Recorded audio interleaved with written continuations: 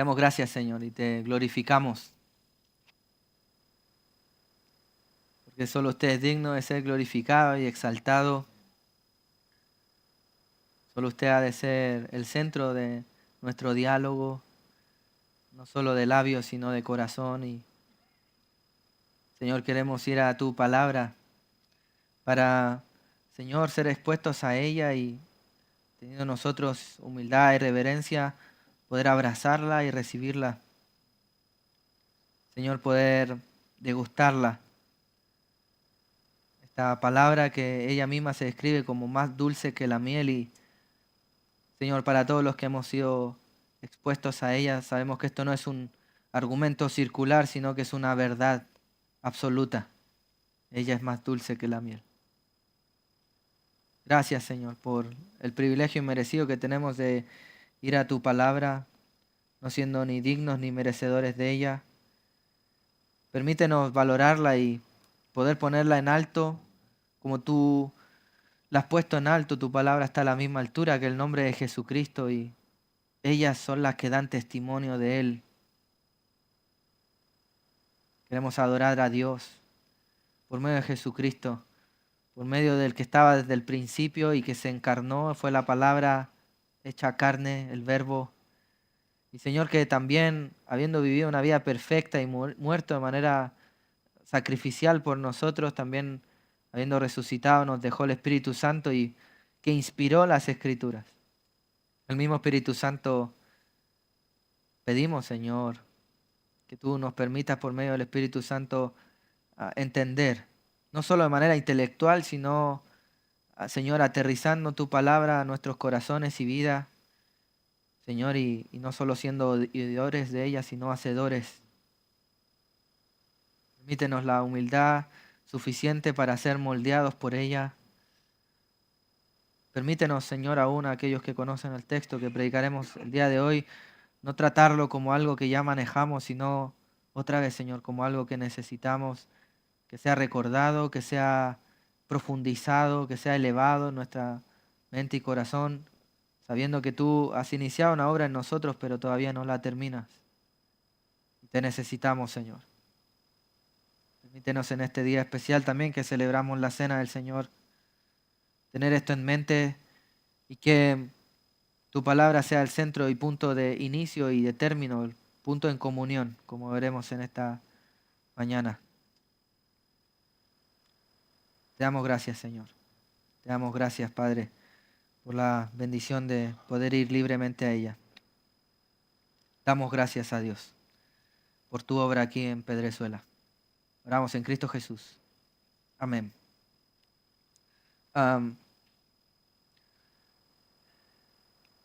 ¿Qué clase de responsabilidad pensarías tú que tiene un padre o una madre que, pese a que su hijo nació con plenas condiciones biológicas, aún económicas, el padre o la madre no le alimenta?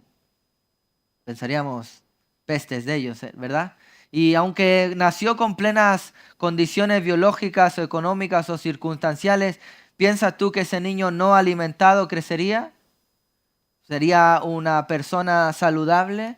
Por supuesto que no, ¿verdad? Y es que es vital, vamos a decirla, en el crecimiento físico, la alimentación en la vida de un niño.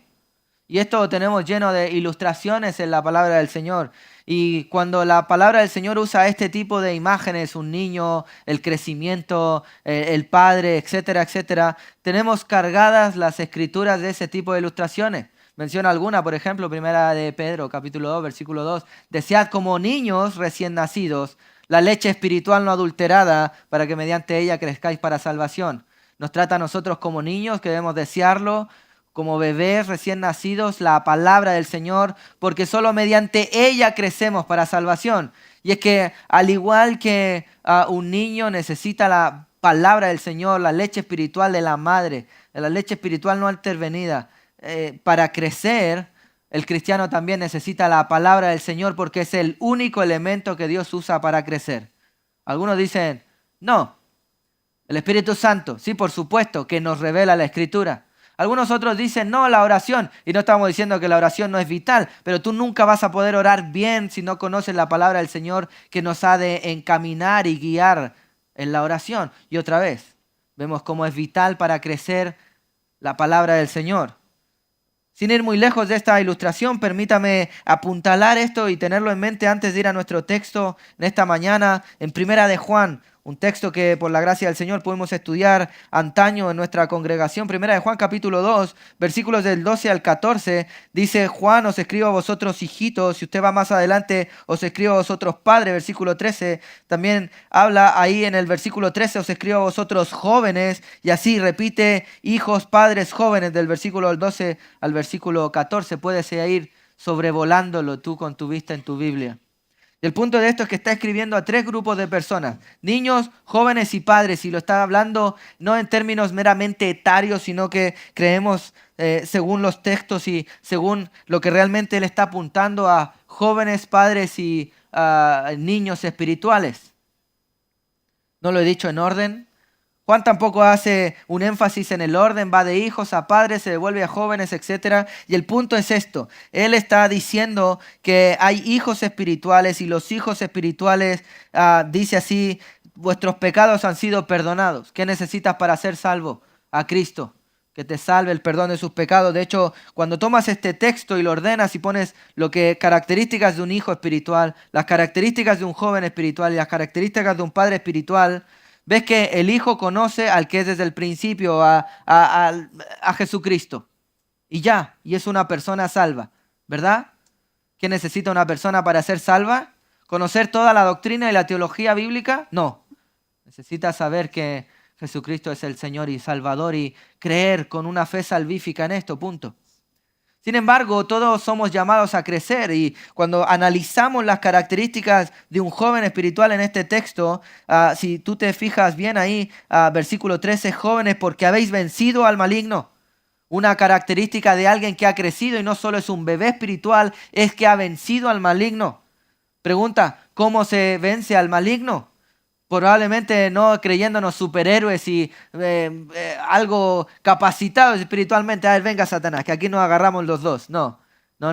¿Cómo se vence al maligno? Con la palabra. ¿Cómo venció al maligno el Señor? Mateo capítulo 4, la gran tentación.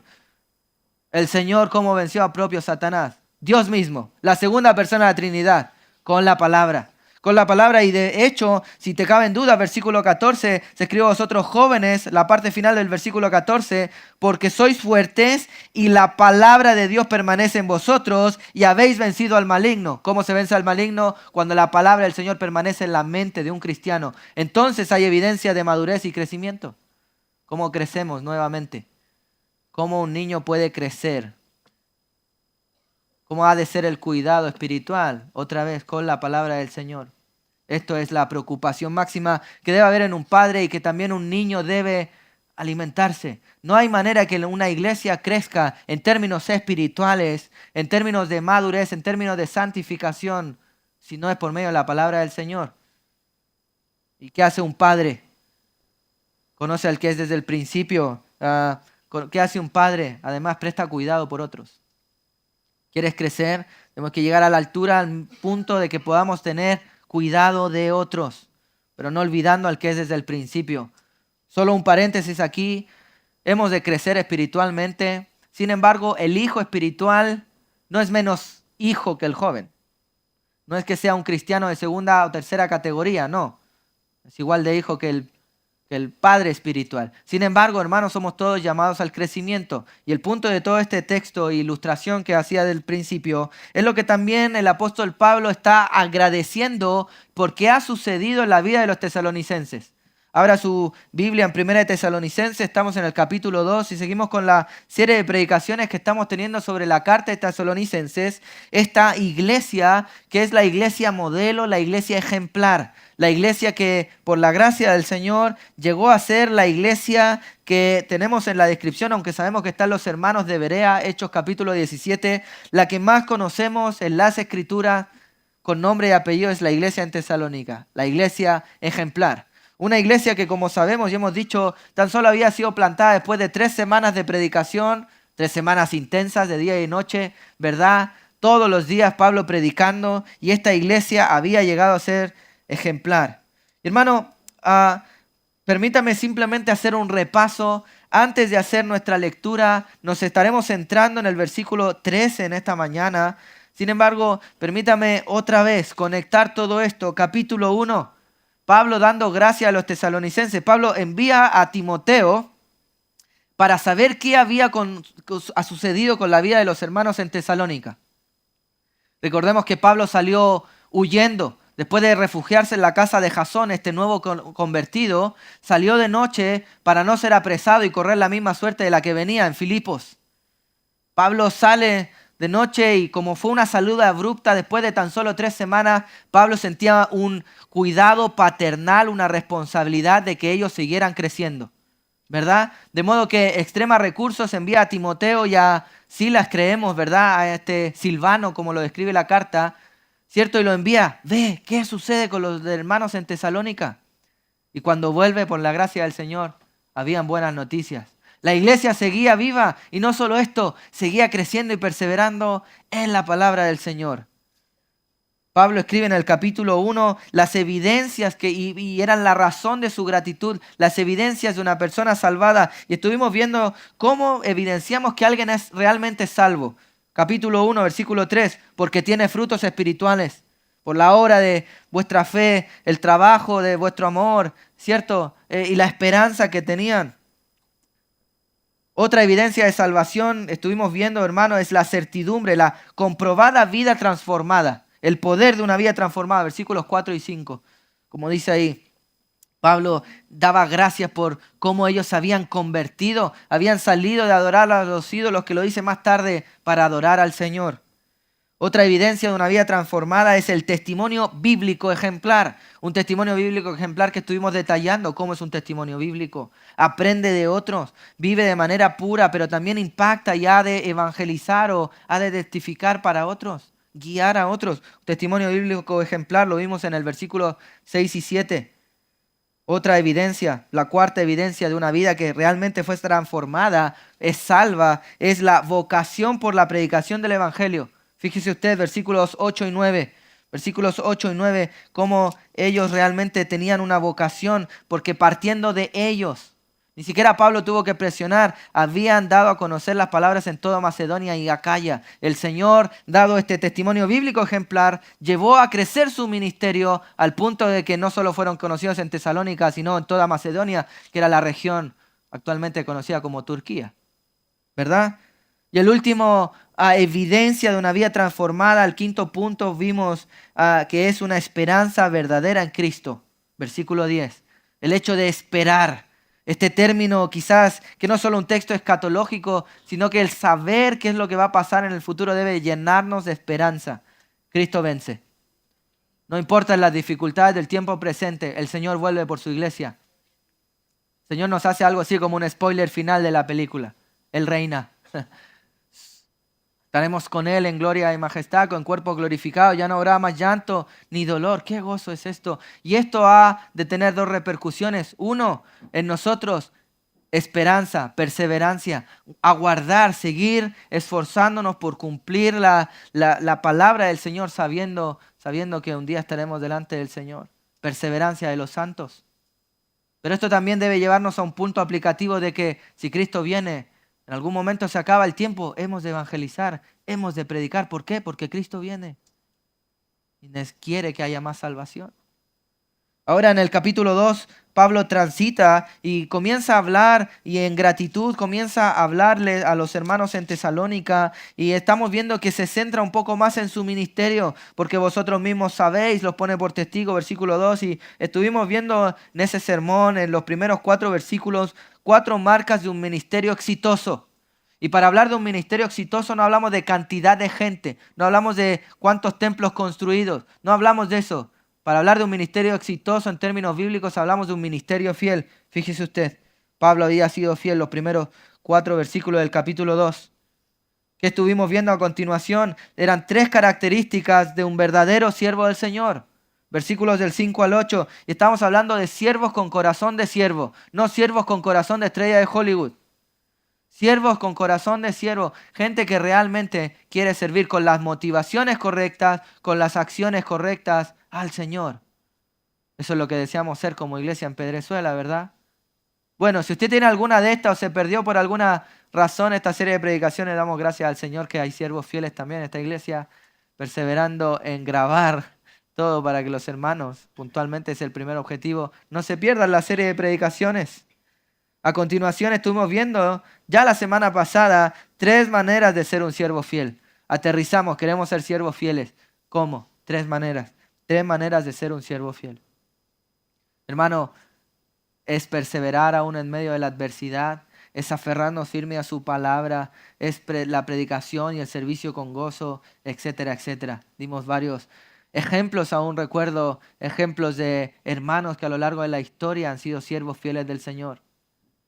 Podemos mencionar varios de ellos, ¿verdad? Simplemente traiga a su mente este pastor que fue rechazado 12 años por su congregación.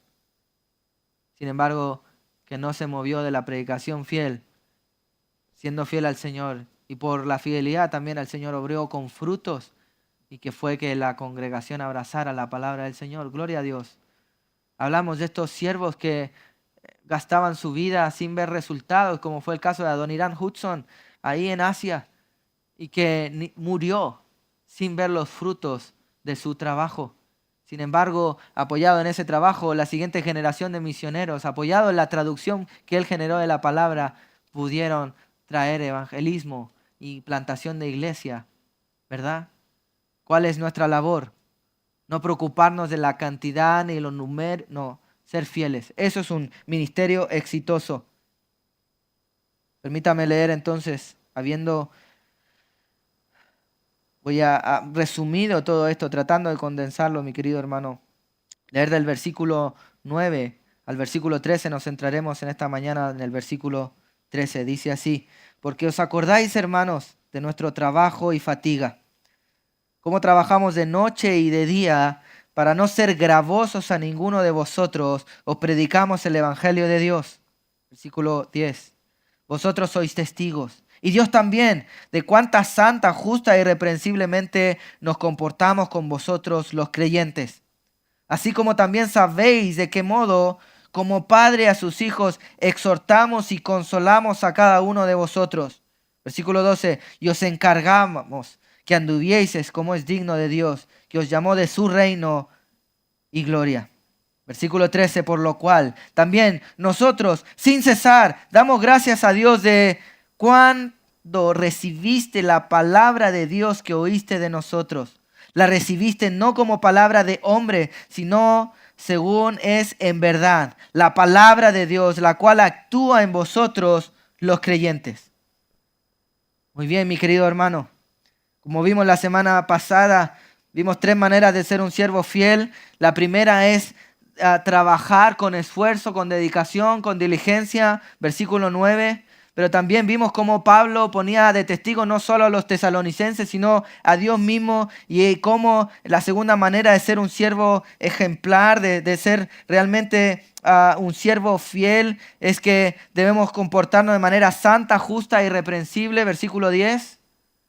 Pero también vimos cómo ser de manera un siervo fiel, y es que hemos de exhortar a otros. Exhortar es infundir ánimo, exhortar es poner pensamientos de bien en la mente de otros, exhortar, empujar, guiar. Esto puede ser con rudeza, esto puede ser también con amor, y esto debe ser con rudeza y con amor. Esto debe ser conjugado, ¿verdad? Vimos que no es simplemente una u otra. Pablo hablaba con mucho amor y ternura, podemos verlo en la carta a los filipenses, pero cuando fue también necesario decía: Gálatas insensatos, ¿qué tenéis en la mente? Con rudeza. Otra vez, el punto es una preocupación paternal, un amor paternal.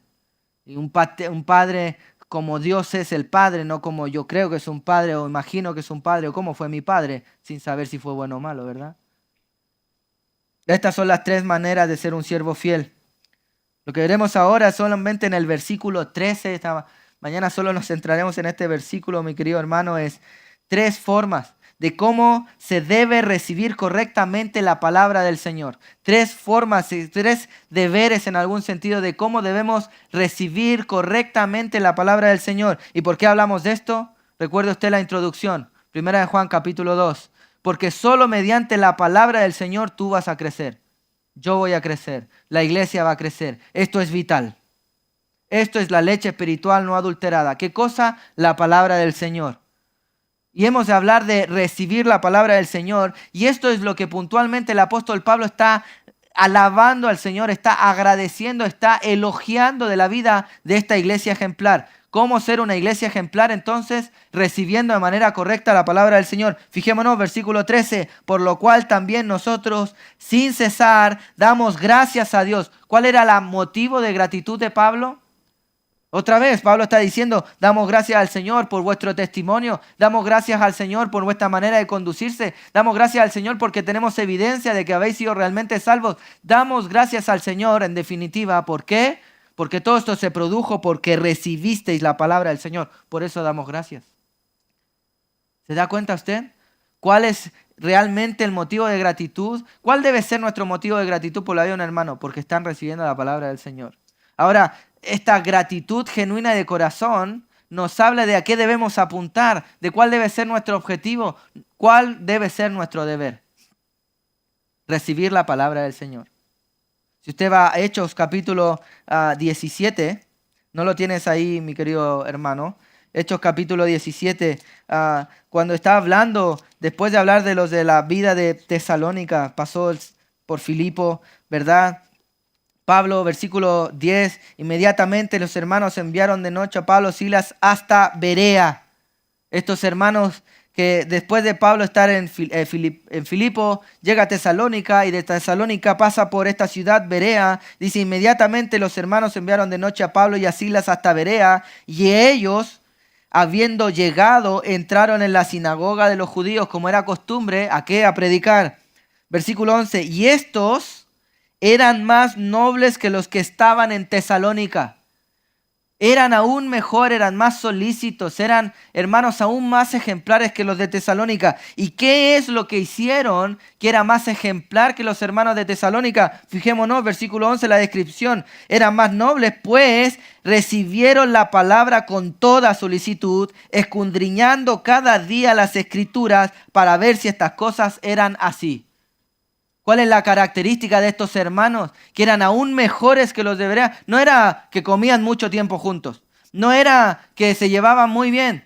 No eran ningún tipo de cosas que tenían una alabanza tremenda. O que tenían cualquier cosa que sea superficial. ¿Cuál era lo que elogiaba Pablo? ¿Cuál era lo que Pablo da gratitud en Tesalónica? Que recibían la palabra del Señor. Si queremos que realmente el Señor nos mire con gratitud o con agrado, en otras palabras, ¿qué debe ser la iglesia en Pedrezuela? Recibir la palabra del Señor con toda solicitud, como fue el buen ejemplo de los hermanos ahí en Berea. Fijémonos, versículo 13, por lo cual también nosotros sin cesar damos gracias a Dios de que cuando recibiste la palabra del Señor que oíste de nosotros, la recibiste como palabra, no como palabra de hombre, sino es en verdad la palabra de Dios.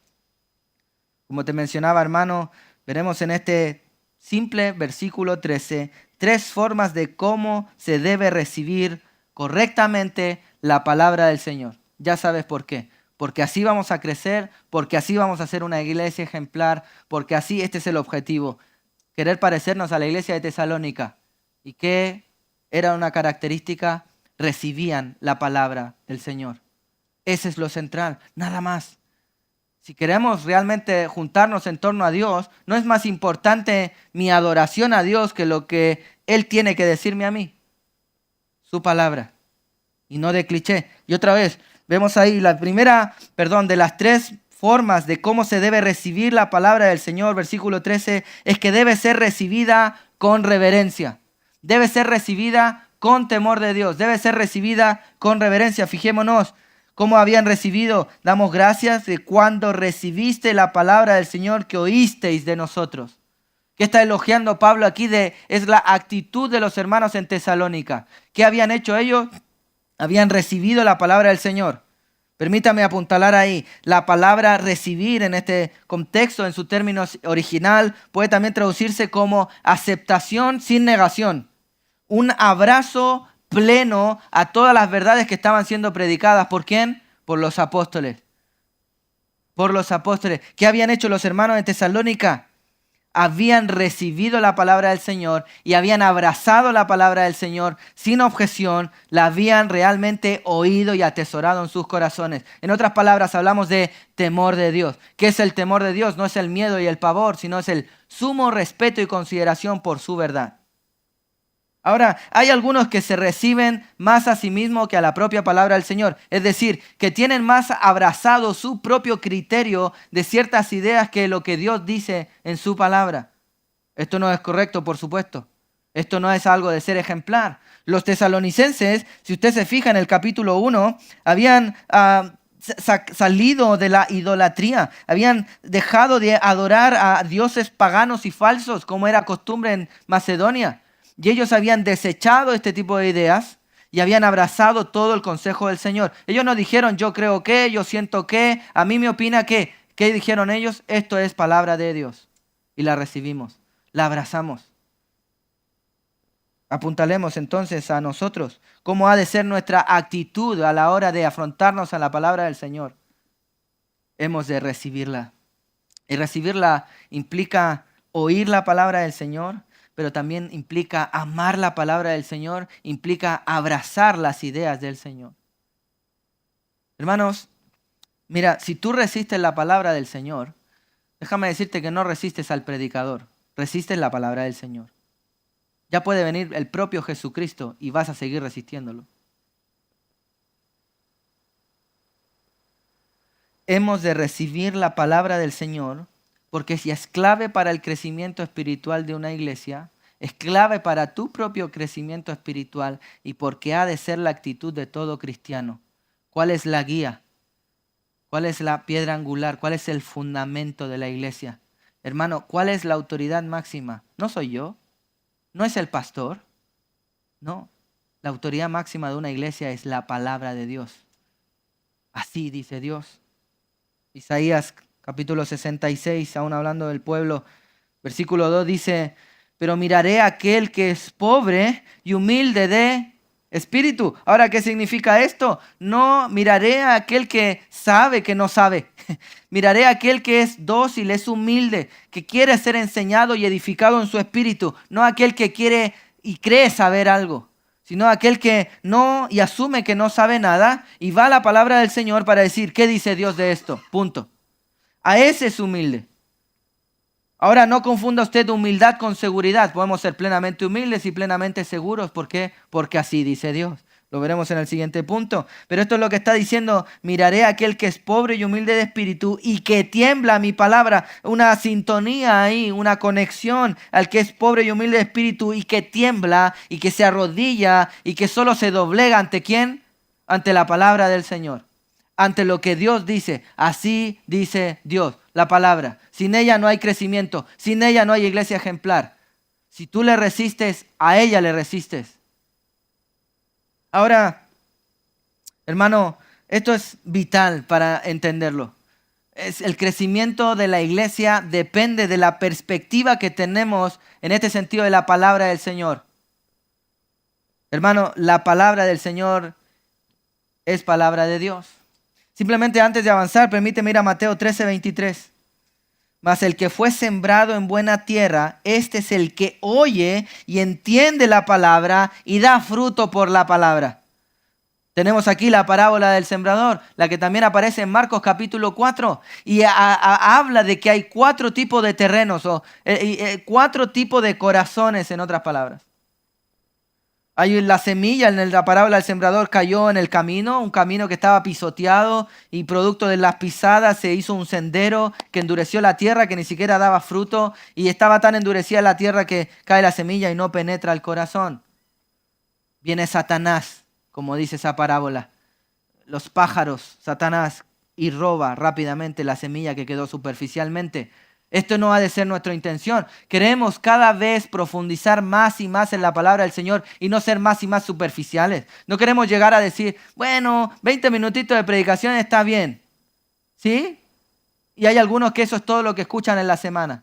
Ni siquiera leen la palabra. ¿Esto es una iglesia ejemplar? Por supuesto que no. Queremos cada vez más sondear con profundidad la palabra del Señor y que cale a nuestro corazón. No que se quede superficialmente, sino eso lo roba rápidamente Satanás.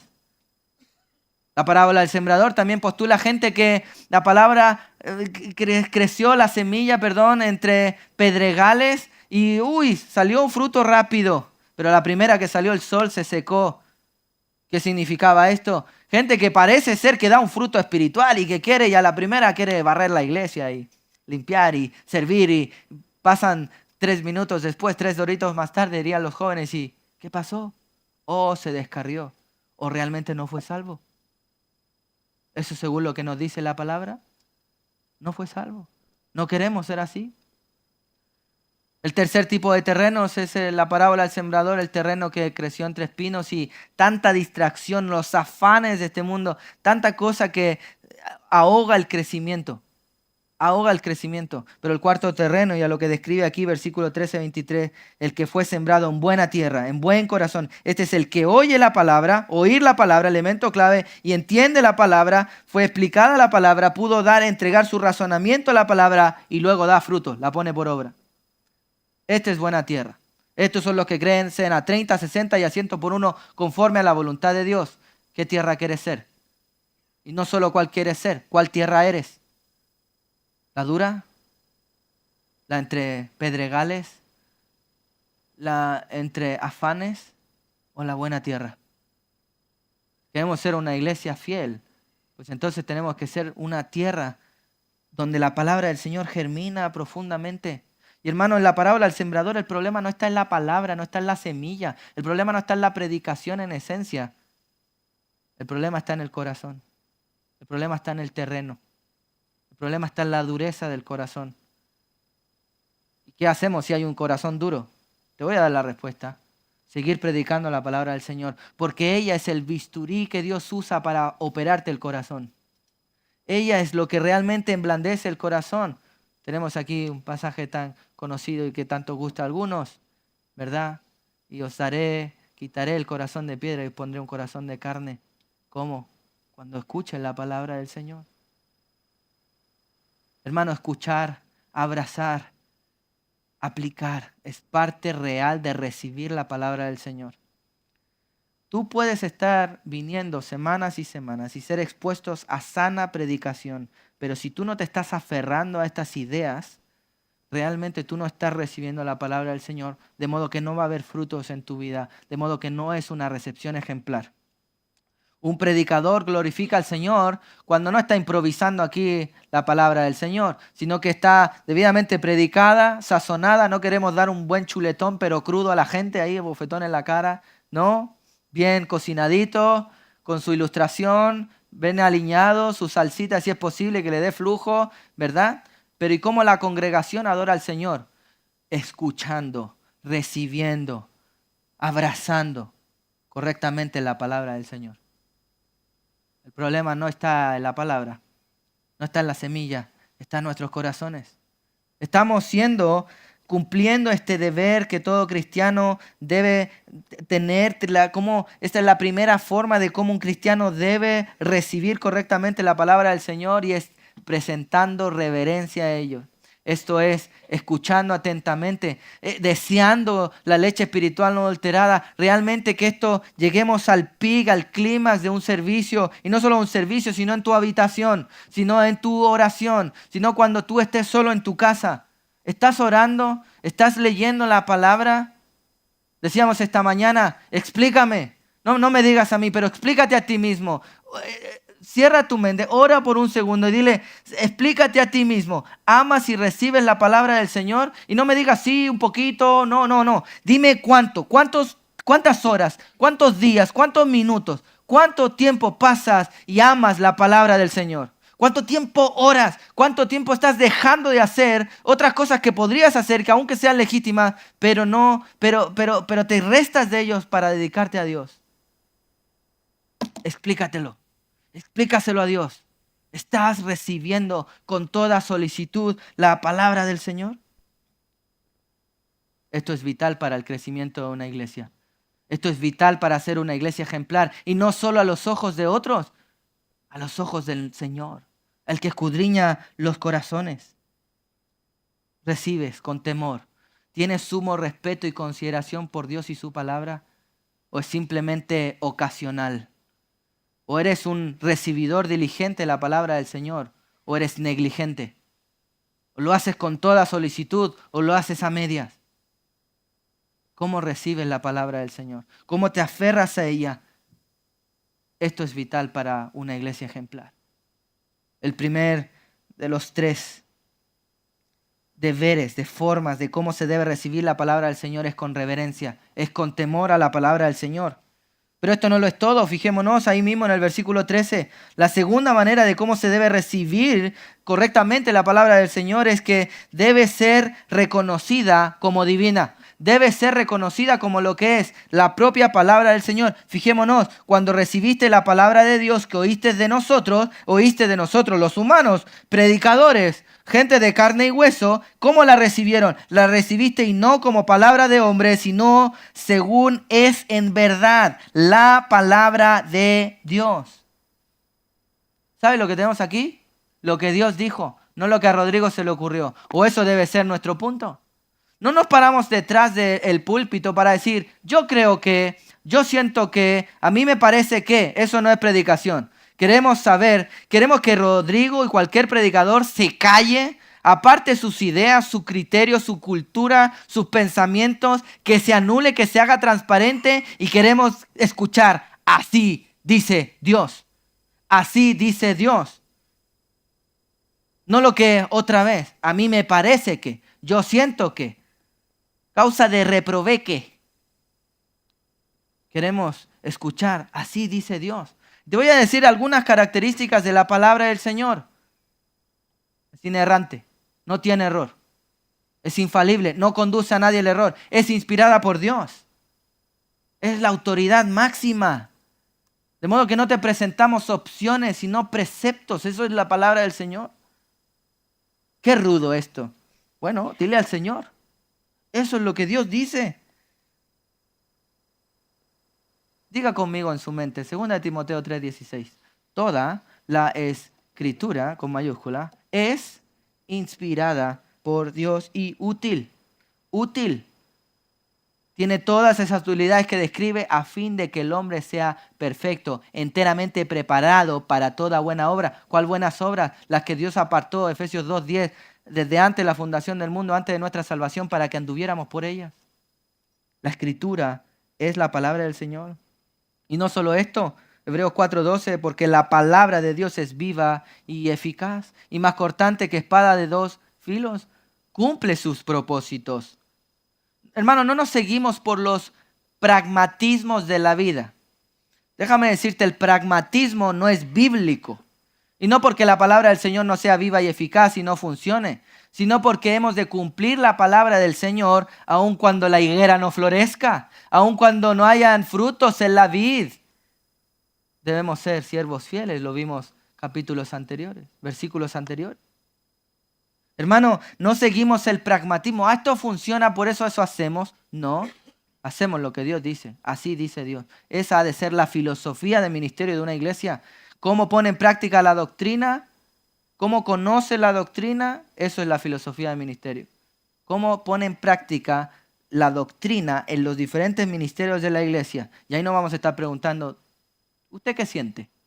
No, si yo en la mañana siento una cosa y en la noche siento otra, todo pasa, pero su palabra no. Su palabra es sólida. Jeremías 23:29, no es mi palabra como fuego, dice Jehová, y como martillo que quebranta la piedra. Puedes decirte, esa piedra es tu corazón, probablemente mi corazón en diferentes áreas. Necesitamos que el Señor lo quebrante. ¿Cómo? Con su palabra. La misma palabra que revela el Espíritu Santo.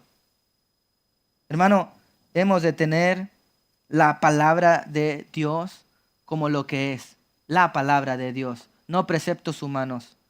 Si vamos a predicar la palabra del Señor, entonces asegúrate de ver bien con coma, con detalle, porque ni una coma pasará que no se vaya a cumplir aquí. ¿Dónde está el acento? ¿Cuál es el verbo principal? Detállate bien qué dice Dios. No te pares aquí a improvisar, sino que así dice Dios. Y puedes estar seguro para presentar defensa de la fe con la propia palabra del Señor. Salmo 19, leímos esta mañana en la introducción. Salmo 19, lo leíamos los versículos del 1 al 6 esta mañana al inicio de nuestro servicio. Y este Salmo 19, los primeros 6 versículos, lo que está haciendo es hablar de cómo la creación anuncia la gloria del Señor. Pero así también oramos, y es que el firmamento, las montañas, el cielo, no anuncian todo el consejo completo de la palabra del Señor. Nadie puede conocer a Cristo solo mirando el sol, por muy grande que sea el sol. No puede hablar de un diseño y un creador, pero no del plan y propósito de Dios. Y es por eso que después de haber dicho esto en los 6 primeros versículos, el salmista rápidamente, versículo 7, transita y habla de la palabra del Señor. Y lo habla con 6 títulos que tienen 6 atributos y que tienen 6 beneficios. Fijémonos, versículo 7, Salmo 19, la ley. ¿Qué es? Se está refiriendo a la palabra del Señor. ¿Qué es? La ley de Jehová. La ley. Y esta ley está hablando no solo de mandatos, sino de realmente preceptos completos. La ley. ¿La ley de quién es? De los hombres. De la denominación. Del yo creo que en mi país se hace así. De Jehová. ¿Y dónde está la ley de Jehová? En su palabra. No podemos hablar que la conocemos si no conocemos su palabra, punto. No vas a poder seguir las leyes, las instrucciones, si no conoces la instrucción. Esta ley de Jehová, que lo demás es perfecta. Y este perfecto habla de completo. No de imperfecto, sino de que está completa. Todo lo que el hombre necesita para crecer, para salvación, está escrito en su palabra. La ley de Jehová es perfecta. Fijémonos, versículo. ¿Y qué hace esta ley perfecta? Convierte el alma, transforma el corazón de piedra en corazón de carne. Transforma esta palabra alma, la palabra nefesh, el hombre interior. Lo que en Juan capítulo 3 diría, te hace nacer de nuevo. ¿Qué necesitamos para que nazca de nuevo cada una de las áreas de nuestro corazón y que haya salvación? La ley de Jehová, que es perfecta. La palabra completa del Señor.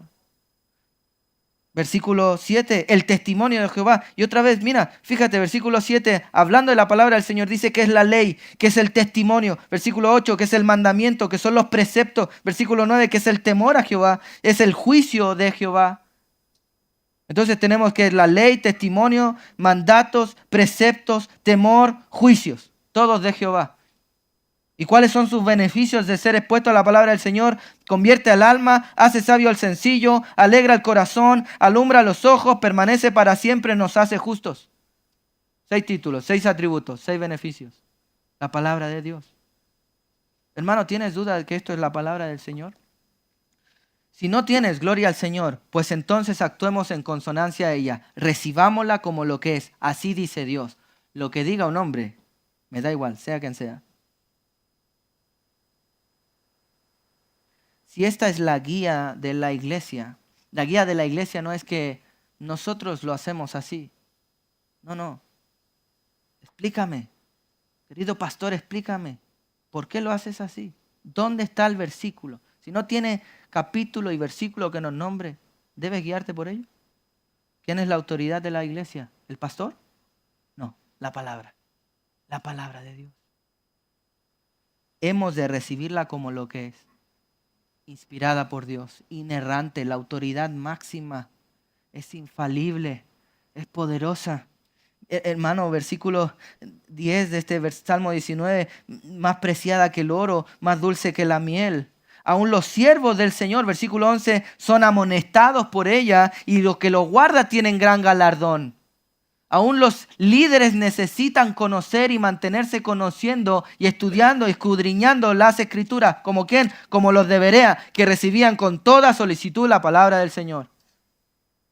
3 deberes de cómo debemos recibir la palabra del Señor. Con reverencia, con temor, pero también aceptándola como lo es. No artilugios humanos. Dios no se equivocó. Dios inspiró cada una de las letras aquí en sus textos originales y que tenemos traducciones tan buenas que más del 99% de la traducción es fiable. Es completa, mi querido hermano. Podemos conocer la Escritura. Así que no me digas que no conoces la voluntad de Dios o que no escuchas la voz de Dios si tu Biblia está cerrada.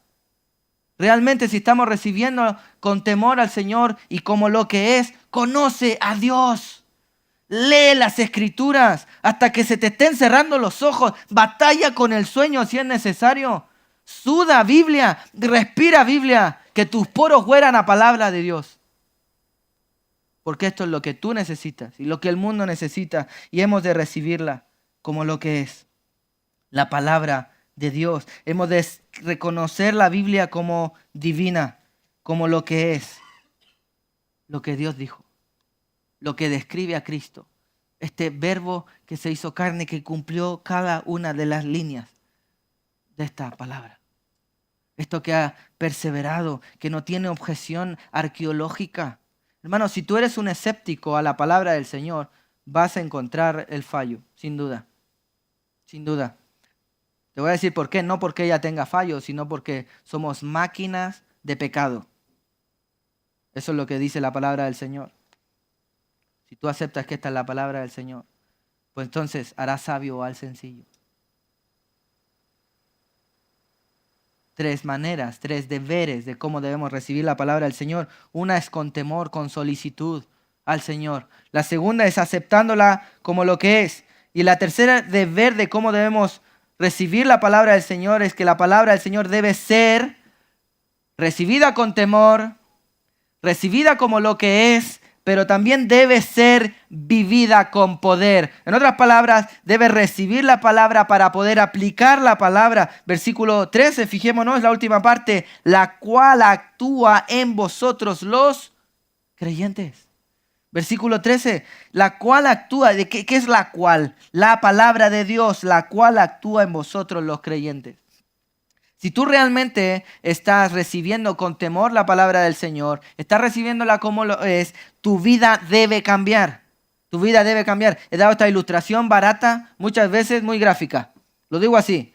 Imagínate, estás en una esquina y en otra esquina, a metros de ti, hay un camión y viene a 300 kilómetros por hora, un camión gigante, y te choca. ¿Crees tú que quedas igual? Imposible. Pues es peor chocarse con la palabra del Señor. Imposible.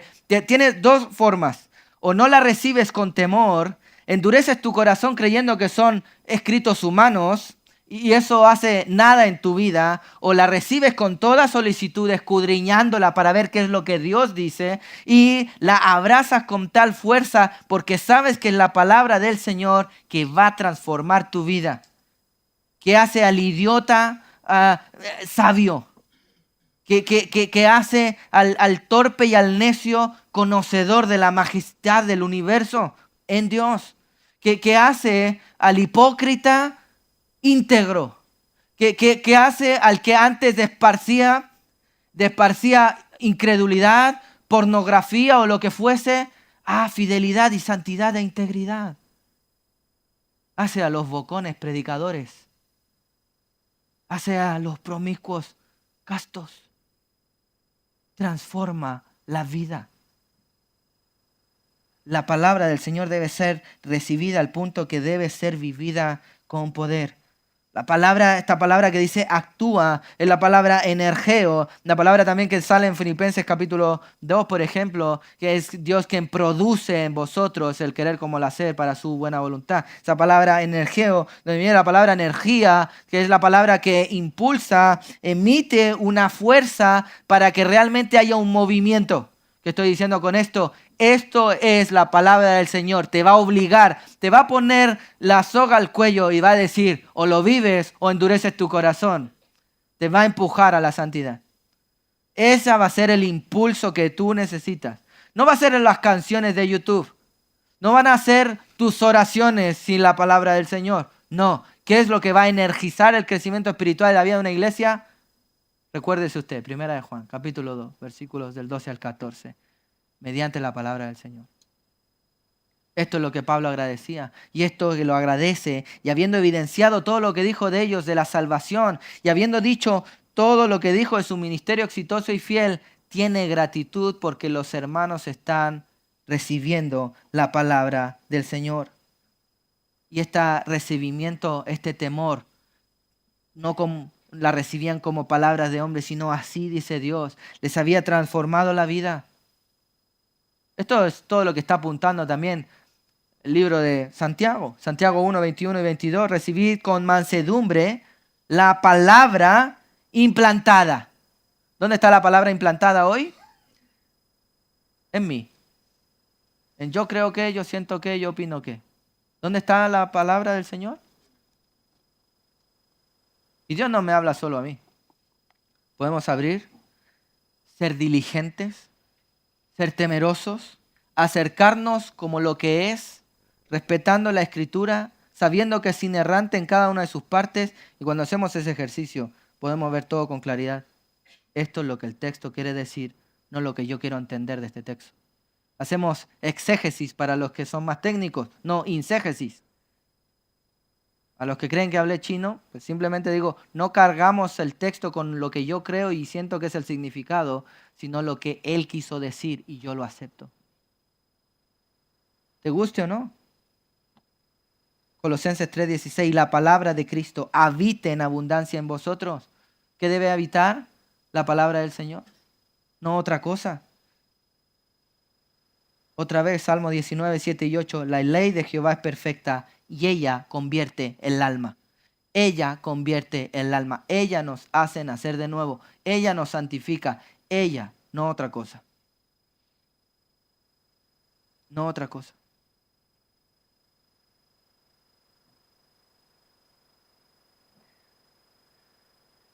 Tres maneras en este pasaje tenemos. Tres deberes para recibir correctamente la palabra de Dios. Tres formas, tres maneras concretas. Tres cosas que no son abstractas. Tres realidades de cómo recibir la palabra del Señor, de cómo debe hacerse. Esto no es una opción, mi querido hermano. Esto debe ser así, porque así dice Dios que debemos hacerlo. Recibirla con reverencia, recibirla con solicitud, recibirla con temor a Dios. Hermano, no pretendas crecer en la palabra del Señor si la lees tarde, mal y nunca. No pretendas crecer en la palabra del Señor si no la escudriñas, si no te pones al lío y tratar de entender, no porque sea un jeroglífico o sea algo, sino porque, hermano, nuestra mente está tan distorsionada y tan separada de lo que el Señor quiso decir que debemos de entender el corazón de lo que Dios quiso decir. Esto debe ser así y esto es recibir la palabra con toda solicitud. Esto es recibir la palabra con reverencia. Nos doblegamos ante ella. A lo único que debemos doblarle las rodillas es a la palabra de Dios y no otra cosa. La primera manera de cómo se debe recibir la palabra es con reverencia, con solicitud, con temor de Dios. La segunda manera de cómo se debe recibir la palabra del Señor, segundo mandato de cómo debe hacerse, es que debe ser reconocida como divina. Algunos dicen, no seguimos preceptos de hombres. Bien, entiendo lo que dicen y me gozo, de hecho estoy de acuerdo. No seguimos preceptos de hombres, pero ten cuidado que ese ya es un precepto de hombre.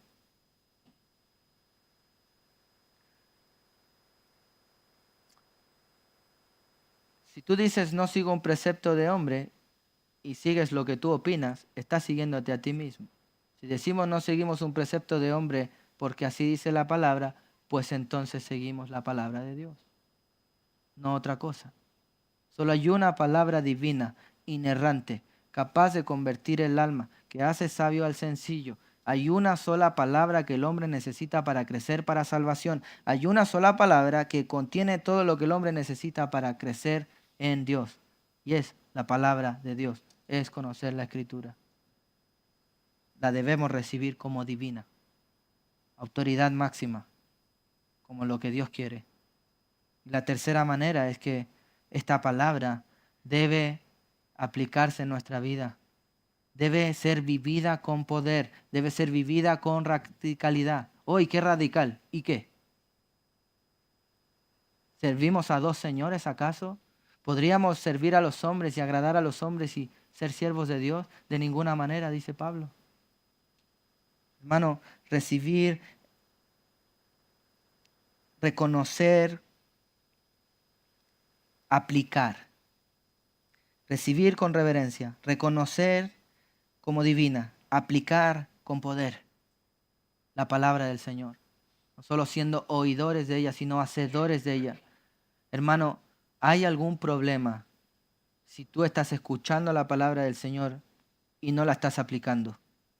O vas a camino a endurecer tu corazón y alejarte de Dios, o realmente ni siquiera eres salvo y debes pedirle al Señor que te salve.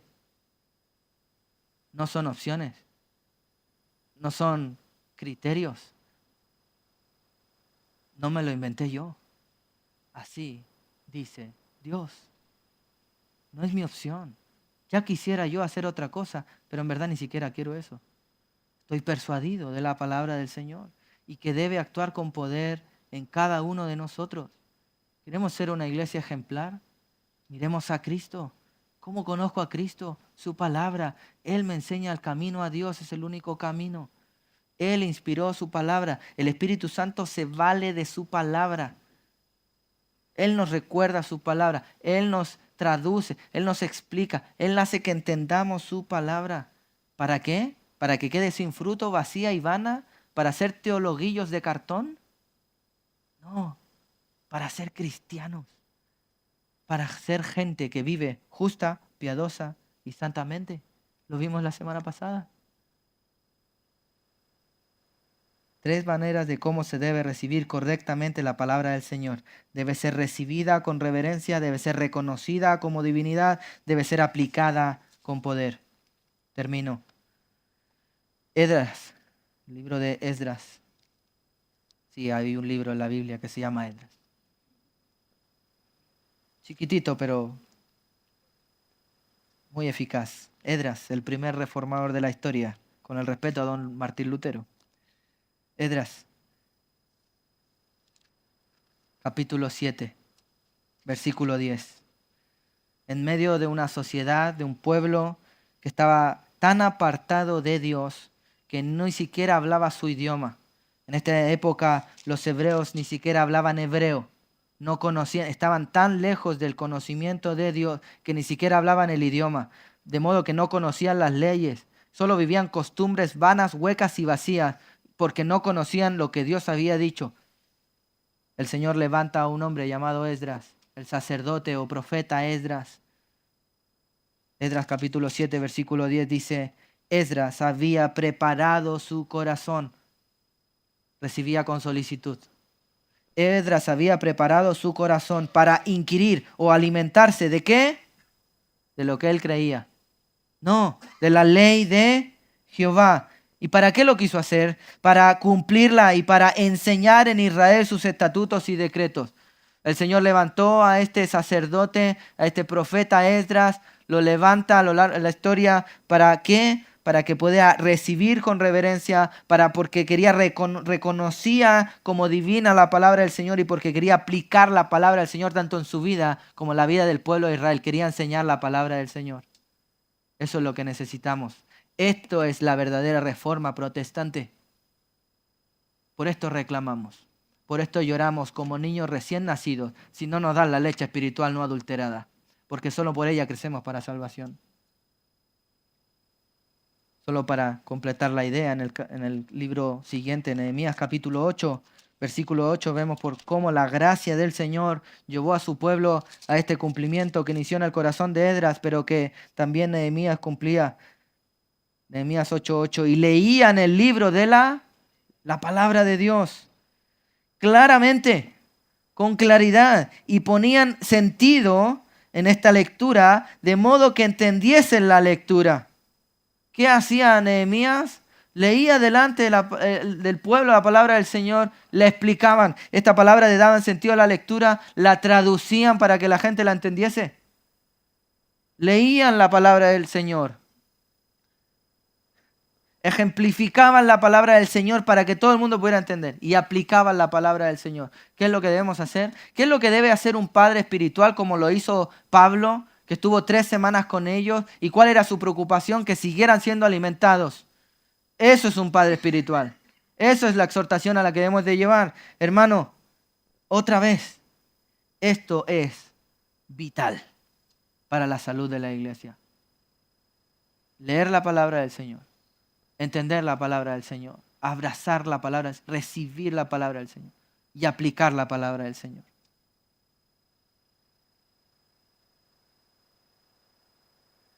Algunos predicadores, yo entre ellos, tienen este acróstico, poco técnico, pero sirve de ilustración. Leía o lea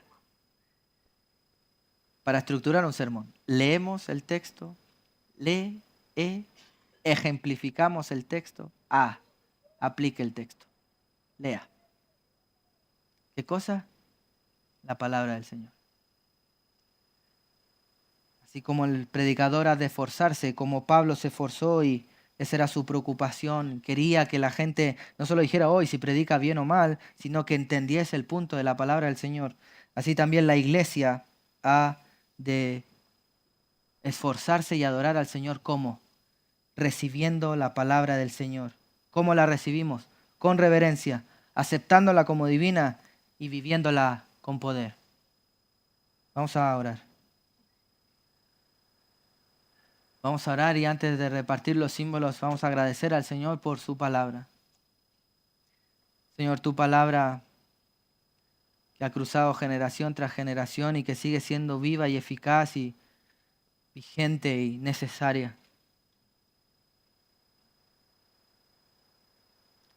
Señor, hoy la recordamos de manera especial, como era el texto que tú tenías para esta mañana, planificado, 1 Tesalonicenses capítulo 2, versículo 13.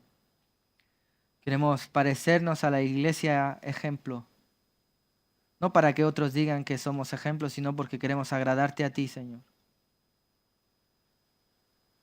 No una obediencia externa, sino de corazón. Y sabemos que para eso hemos de crecer en cómo recibir tu palabra. Queremos recibirla con reverencia, con temor, abrazarnos a ella.